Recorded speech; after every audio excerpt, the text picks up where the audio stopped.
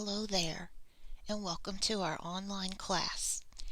My name is Amanda, and I'm going to be teaching you today about the parts of speech in the English language. I have a notebook here that I'm going to use for my notes about the subject. All you really need to do this course is some paper and a pencil. If you want to use a notebook, that's fine. If you prefer loose leaf paper, that's fine. Even scrap paper will work just fine if you have a surface to write on. I will be using some interactive pieces for some of the lessons, and if you want to use those, you can get them from your instructor. If you don't want to use them, that is fine as well. So it's entirely up to you. All you really need is paper and pencil. My particular notebook has 6 sections, and I'm going to use 2 of those a little bit later to do math and reading. But for now, I'm just using the first section, and I'll go to that section that I have labeled language because we are studying the English language and the structure of the English language. If you have a sheet of paper, get ready there. My first sheet is just a blank sheet of notebook paper, and I'm going to show you the notes as we go through. The first thing I need you to do on your sheet of paper is to draw a chart. Okay, so let's walk through this. On this top line, I'm just going to use my pen or pencil. I always used a pencil, but now I'm using a pen because I'm doing this digitally. Let me straighten that out a little bit. So take that top line, and I'm going to, if you bear with me here, I'm going to use my straight edge to get that straight. So cover that top line and also the bottom line. And then, so we have the top and the bottom, we're going to connect those top to bottom on both sides. So we're making ourselves a nice chart to use for this lesson. Then I'm going to use a couple of lines to make myself a title row. This is called a row that goes left to right. And I need to think, let's do 3 columns. The first one can be very skinny. The second and third ones, let's try to divide kind of evenly. It doesn't have to be perfect. But you should have a chart that looks like this. And if you need to stop the video, that's fine. You can pause your video at any time and add what you need to, or catch up, or get coffee. That's the great thing about online learning. You can always stop and come back when you need to. So let's label our header row with some things. In this first column, I want to call that the parts of speech. The English language has 8 parts of speech. We're going to look at all of those. And then I want to give the purpose of the part of speech. We're also going to look at types within each category. And then our last column will be for examples. And as we finish each part of speech, we'll draw the line to separate the sections, but I'm not sure how much space I'm going to need. So for now, I'm just going to leave it like this. So you should have a nice chart with parts of speech, purpose and types, and then examples. Okay, so the first part of speech that I want to talk to you about is a noun. And you may have heard of some of these depending on the courses you've had in school, but the noun is probably the most basic piece of the English language. Without nouns, we could not have an English language. The purpose of a noun is to name. Nouns, or a noun names a person, place, thing or idea. Things like honesty and love. Those are not things I can hold in my hand or I can see on a store shelf, but they're nouns. They're considered ideas or things. So a noun's purpose is to name. And there are lots of types of nouns. Let's start with a common noun. A common noun is not specific.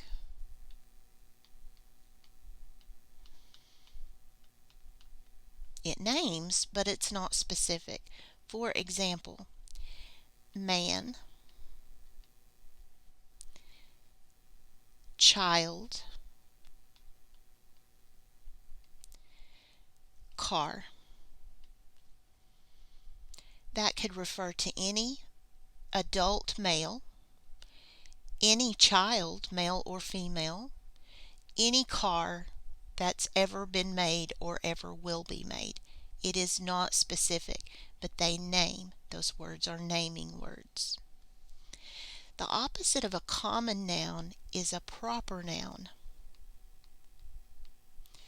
And if they're opposites, their definitions will be opposite. A common noun is not specific. A proper noun is specific.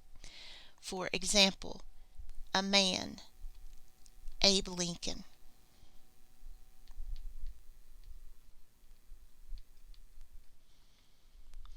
A child, the famous child actress Shirley Temple.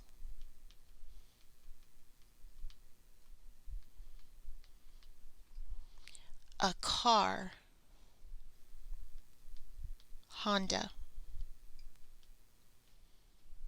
These are very specific nouns.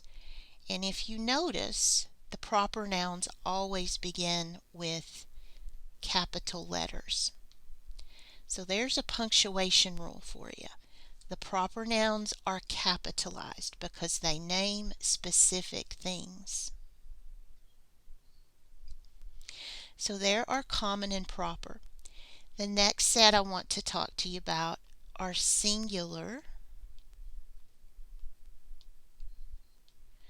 and plural. Whoops, let's not do that. I'm sorry. Singular, I wanted to give you the definition. Names one person, place, thing, or idea. For example, one pencil,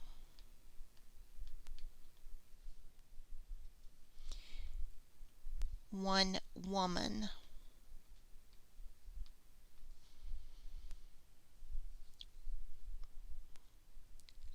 one place could be an island. Those are all common, so they're lowercase letters, but they all refer to one of the things in their class. The opposite of singular is plural. Plural is more than one. It could be two, it could be 2,000,000. It just has to be more than one. So suppose we're talking about a whole box of pencils.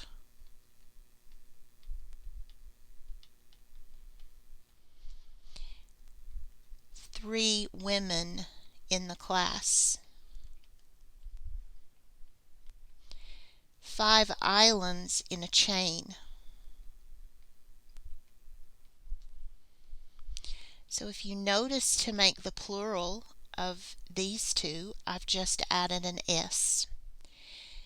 Women completely changes the spelling. So sometimes you make plurals by adding S, and sometimes you change the spelling of the word. Let's look at another one. What if the singular form is baby? The plural form would be babies. So this one, I can't just add an S. We'll get to this in our spelling rules later, but I need to add an I. I change the Y to I and add ES. So that's another spelling change.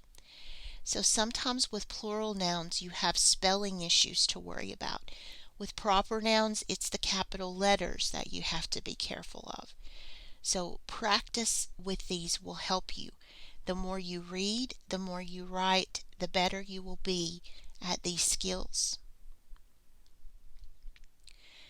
Okay, the other type of noun that I just want to mention, and we'll talk about it later in another video, but that's a possessive noun. In possessive nouns, the purpose of a possessive noun is to show ownership. Okay. And with this one, you have to be careful with your punctuation. This one involves an apostrophe. So let's say we're talking about my friend's car. Let's leave out the word my for a moment. Friend is a noun and car is a noun. I'm putting two nouns together in a phrase, and I'll need punctuation in order to do that. So what I'm going to do is add I don't want to just add an S, because look at what happens when I do that. The car now belongs to several friends, more than one friend. So what I want to do there, and you don't have to erase, I'm going to have to move mine over just a hair. I'm going to add an apostrophe to show the ownership, and then the S. Friend's car. So friend is possessive. It becomes, when I put that apostrophe on there, it becomes a possessive noun that indicates that one noun belongs to the other noun. So car belongs to friend. This apostrophe S is what makes the ownership. So I believe that we have covered everything I need to about nouns. So I'm going to draw a section here, and we'll move to the next part of speech. And the next one I want to tell you about is a pronoun. Sort of sounds like noun. Pronoun. They go together. Nouns and pronouns are definitely related. The purpose of a pronoun is to take the place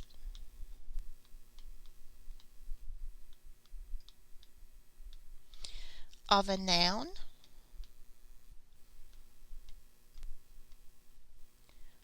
or another pronoun in a sentence.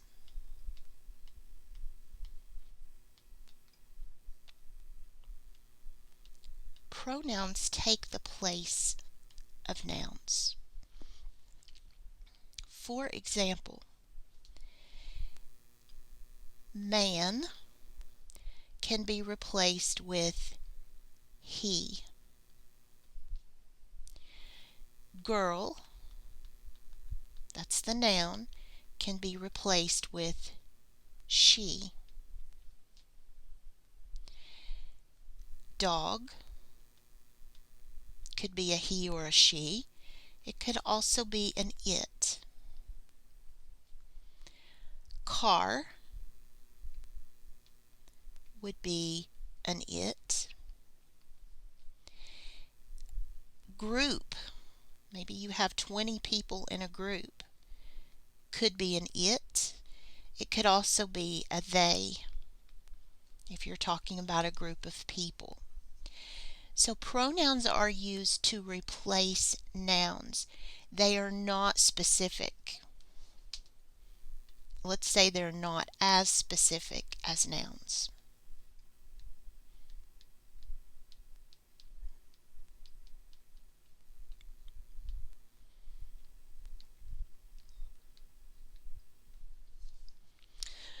You don't have proper pronouns. Pronouns are all common. Even though they can take the place of proper nouns, you don't call them proper pronouns. We do, however, have singular and plural pronouns.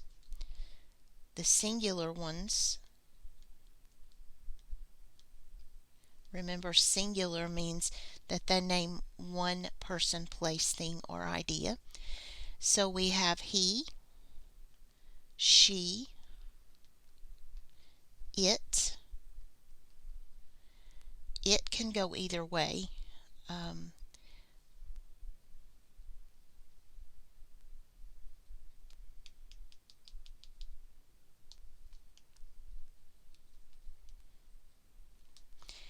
So for the types of pronouns, let me give you some examples.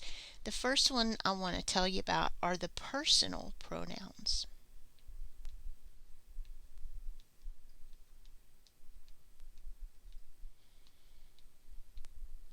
These are pronouns that refer to yourself. So I, me, my, mine. Those refer to self. Some other pronouns would be she, her, hers, or he, his, him and his. It, its, our or ours, their, their, they, them, us. Those are all examples of pronouns. The personal pronouns refer to self, to you, but the other pronouns refer to other individuals. There are other types of pronouns that we will learn a little bit later, but for now I'm just giving you an example. And there's one missing from my list. I can't put, oh, it's we. Sorry. We. I'm just giving you examples at this point. We will look at these in a little more detail in other videos. That brings us to the end of page 1. So I'm going to stop this video. I don't want these videos to be so long. And when we come back, we'll pick up on the next page and look at the next part of speech.